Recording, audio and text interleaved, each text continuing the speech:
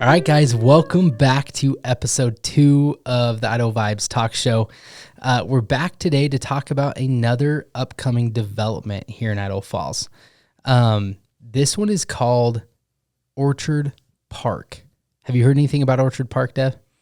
There's been a lot of talk about it. It's right kind of in the center of town. It's been an empty field, a farm field, for a long time. I remember even five years ago when we were doing real estate school, and it was kind of a big topic there because it was just kind of an anomaly. It was in the middle of town. It hadn't gotten developed yet. You're pulling into Home Depot and some of these big stores, and you see tractors driving down the road to come, plow or plant or right in the middle of town. Right in the middle of town, which was just kind of a weird thing. So it was something everybody was talking about. Hey, is anybody ever going to do anything with this? And now stuff's finally happening on it. So I've got a cool inside story to tell on this development project here.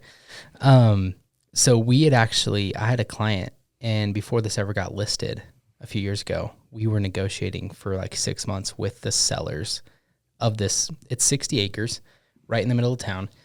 And it was owned by like 13 different people, like different parcels. And it was like because the original parents had passed away. So it was to all the kids and grandkids were the owners of all these parcels now. And finally got to talking to like the two cousins that were kind of managing the land.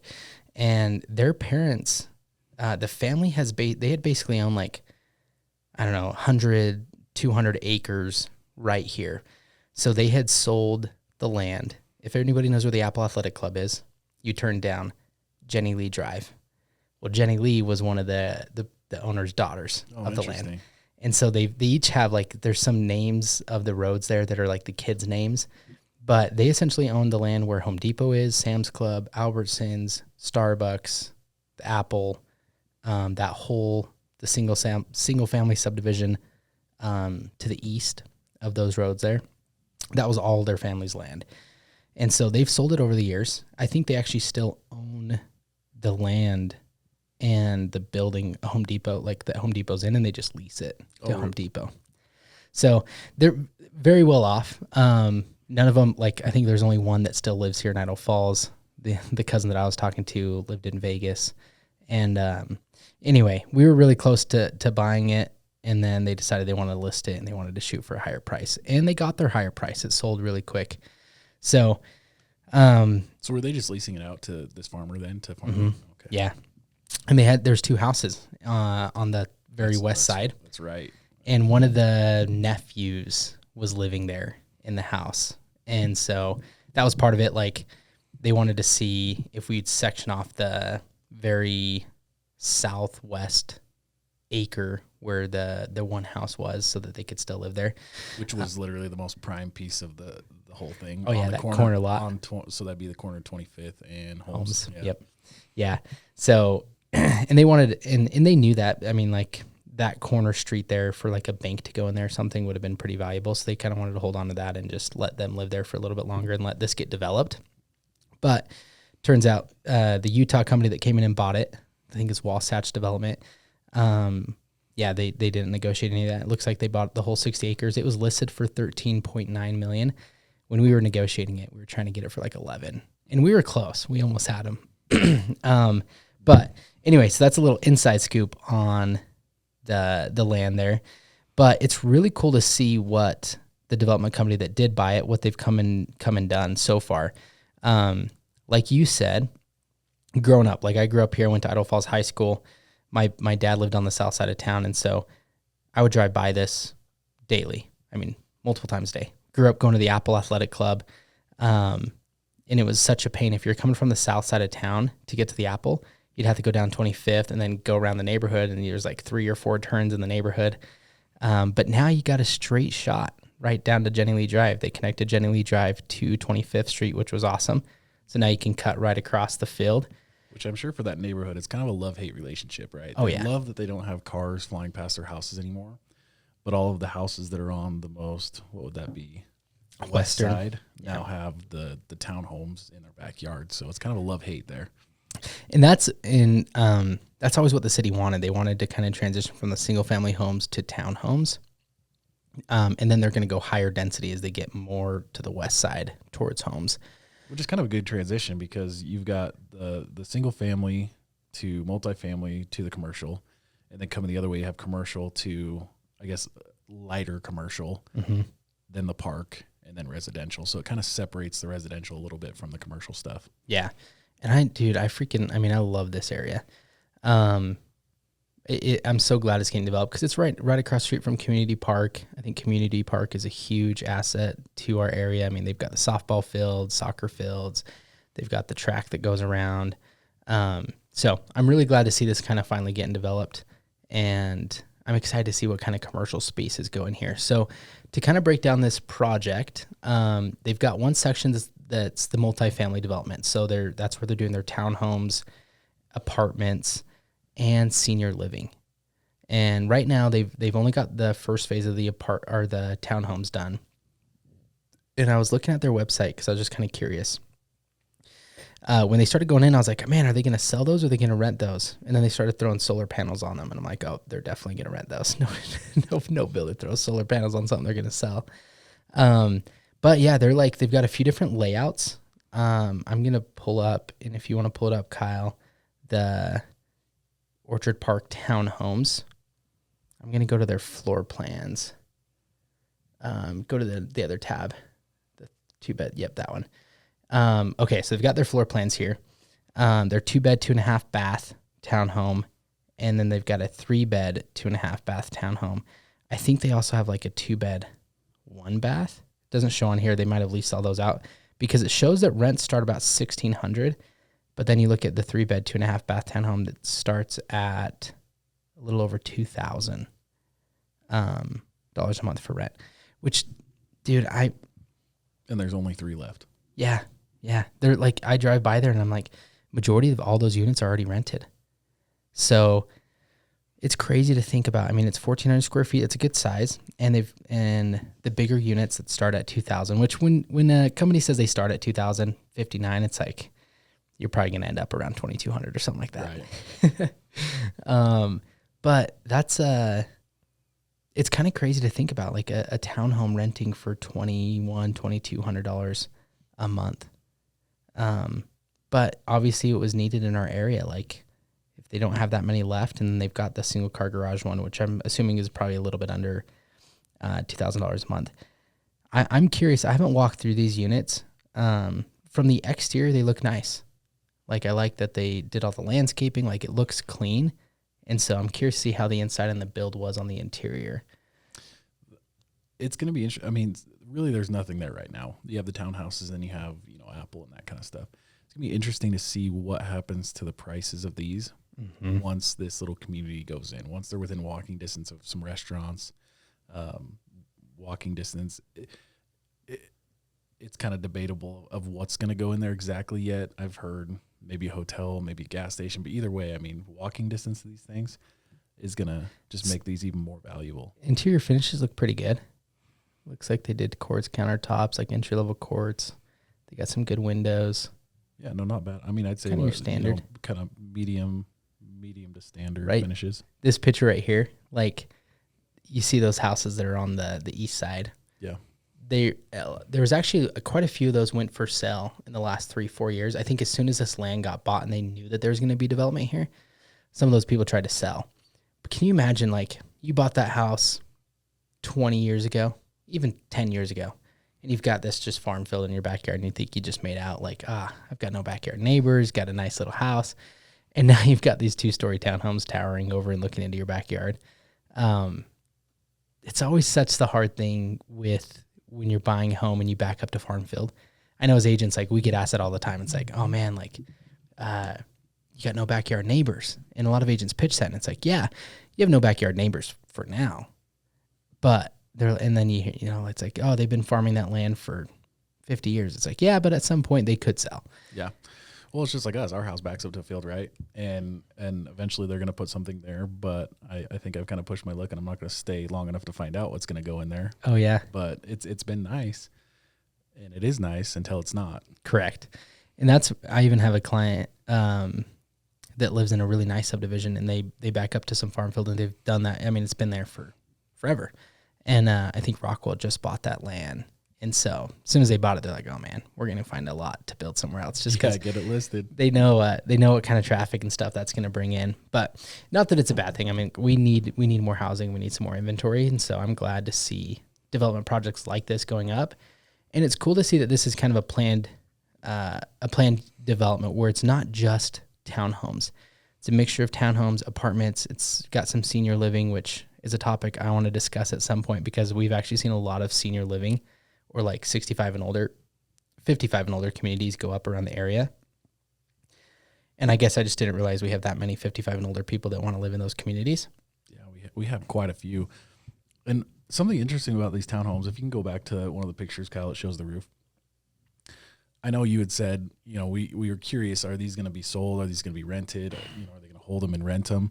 And as soon as we saw the solar panels go on, that's when we were kind of like, okay, they're going to hold them. They're not going to put solar panels on them and not hold them. But I was trying to kind of figure out, hey, why did these guys do solar panels?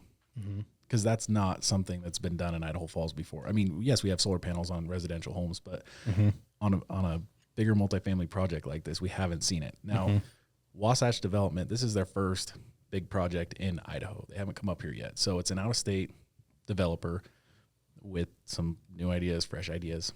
And the story that I got is we talked last episode a little bit about the influx of population we've had to Idaho Falls. And one of the problems that's creating is the traffic, which we'll kind of talk about a little bit on each episode, I think, with these developments. But the second thing is utilities and power. We have this influx of people, and Idaho Falls is basically said during peak hours when people are running their AC like crazy, or in the winter when a lot of people are running electric heat, we don't have enough power. So they're basically going and buying power from wholesale companies out of Utah or California, and transferring power here to be able to cover those peak times. Well, the city of Idaho Falls normally sells power at like 6 or 7 cents a kilowatt. When they go buy from these wholesale companies, they're paying like $1 a kilowatt. So it's crazy, and it's making electricity prices quite a bit higher during those peak times.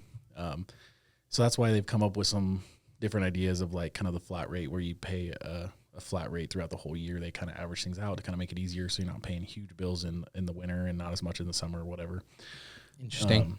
But with these solar panels, basically they have the panels and the battery banks, and they get the power during the day when the sun's up, but the peak hours are usually kind of when the sun's going down, people are getting home from work, and so the panels don't work as well. So they have these battery banks that they're basically then running off of once the solar panels aren't as efficient, and they're even selling some of the power back to Idaho Falls Power. Interesting. And because, the tenants love it because the utility bill is lower, as high. Yeah. The city loves it because we're going to have to come up with some sort of system like this going forward to be able to be self-sufficient with power and not have to buy from these wholesale companies. So this is basically just Wasatch Development's way of kind of trying to solve that issue. And they're really the first ones to do it here, which is cool because if it works out and it's great, maybe this is something you're going to see more often on some of these multifamily development projects going forward. Yeah. I actually had no idea about that. I haven't looked into anything with like power and utilities. I thought it was for the, like you get as a builder, if you can meet certain efficiency ratings, and one of them is like solar, you get tax credits, and I'm sure there's a big part of that in it as well. So I'm sure there's some financial incentive there for them too to be able to get these to a certain level of efficiency as far as energy consumption. Yeah, and get a reduction. And I know when they were meeting with the city trying to get everything approved as far as like infrastructure, utilities. I mean, the power problem was one of the big topics, and this was one of the solutions. But then also, they widened out 25th there, created the median and turn lanes and things. That was part of the project too. So I know this is something that Wasatch came up with to kind of solve that issue. Which is cool. Yeah, they've done a really good job. I've been impressed. It's cool to see.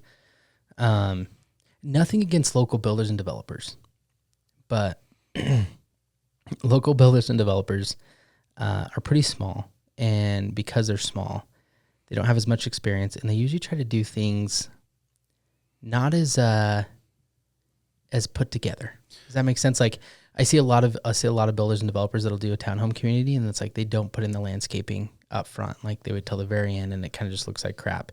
They don't think about like the fence line and like the trees there and the rocks, and they don't extend out the roads. And maybe that was a requirement from the city, but like, and I feel like some of these bigger guys, they just think they have more capital, and so they're able to do eat a lot of the costs up front. I think they have a lot more capital, but I think another big part of it is a lot of these companies are from bigger cities where there's a lot more competition. You have to do a lot more to stand out from your competition. Whereas here, I don't want to say this in a bad way, but it's kind of the mentality of good enough. Like, yeah, let's do what we got to do to get them sold and have people be happy. But they're not really trying to stand out, or they're not really trying to like push the envelope of new things or being innovative. They just, hey, this works. We're making money from it. Let's do it. Whereas these guys, locally here, they might be competing against 6 or 7 or 8 other people that are doing developments like this. Yeah. Down there, I mean, they're competing against hundreds. Oh, yeah. So you have to be innovative. You have to be kind of pushing the envelope and doing the next big thing. And I think we're going to start seeing more of that come into the market. I was showing a house to a guy the other day who is in Utah, Eagle Mountain area, and he works for D.H. Horton. One of the biggest builders. They are the biggest builder in the country. And in conversations with him, they're already in the works of making their way up to Idaho, which is, it could be good, could be bad, but it's really going to, I think, drive that competition, right? It's going to make people get on their A game. So it'll be interesting to see what happens as more of these developers start to work their way up to this market. And by Idaho, they probably mean Boise, but eventually probably Idaho Falls too. It all starts in Boise. But it trickles down. It does, absolutely. Okay, but I want to. So that's like the multifamily side. I do want to talk about what is coming to the commercial side, and so if you go to the build out, that one. So this is the flyer by TOK. TOK Commercial is the one that's handling the leasing and stuff for their commercial build out here. But it's kind of cool. It's exciting to see. So they've got on the very north end, if you scroll down, Kyle, it'll show us like a little flyer there. Yeah. So you see on the north end there to the northwest where it like lines homes, it says Hotel Studios. So I'm wondering if that's going to be, they're shooting for, it says right there, Hyatt Studios. So a Hyatt hotel going to go there, supposedly, is what they have on their flyer. That's kind of an interesting, that's going to be really cool. We don't really have. Hotel Studios is going to be like a home to suite kind of a style hotel. I bet. It looks like they have a little patio. Which is interesting because that's something that's kind of gone back and forth because I've seen 3 or 4 different plans, and some of them have been retail space. This one's a hotel. I've seen one that's a gas station. So I think they've toyed around with a lot of ideas of what's going to go right there. That would be sweet. And then they've got 1, 2, 3, 4, 5 different pads that say they're about 3,000 to 4,000 square feet, and they have drive-through access. So they're building them with the potential drive-through. So that means you're going to get 1, 2, 3, 4, maybe 5 different kind of restaurants that in this area that have drive-thrus, which is also cool. It's like you have most of your stuff off of 17th, but it's going to be really nice to have. I'm just curious to see what goes in, because let's say all of these pads that have been built like this have been Sunnyside and Hit. So south of town, southeast side of town. This is going to give a new development for retail and food spaces right in the heart of town. Everybody that lives in like the center of town, let's say the numbered streets off of 25th, they would either go to the east side of town, like southeast side of town where Sunnyside and Hit Road is, or they'd go downtown, or the west side of town, like Broadway, had most of your food. There wasn't a ton, or like down 17th. But this is going to get just another little avenue. I'm excited because it's like, dude, I hope we get like some smoothie or a Jamba place right there, so then I can go to the Apple, then, hit and grab a little protein shake on my way home.